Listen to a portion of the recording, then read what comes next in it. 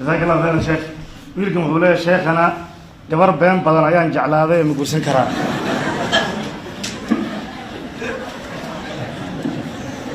alxamdulilah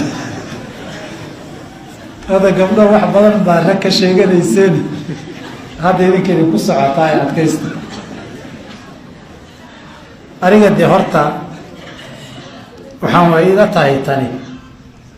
si nabiga calayh isalaatu wasalaam nin baa u yimid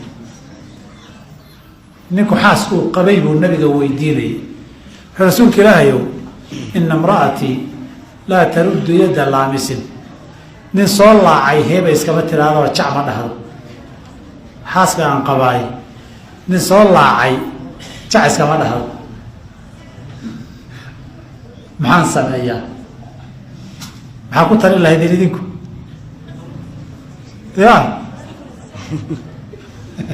nabigu wuxuu yihi marka talliqha iska fur buu yihi marka ninkii baa soo celiyey hadalo wuxuu yihi aad baan u jeclahayo inuu qalbiga iga raaco ka hari waayo aan ka yaabi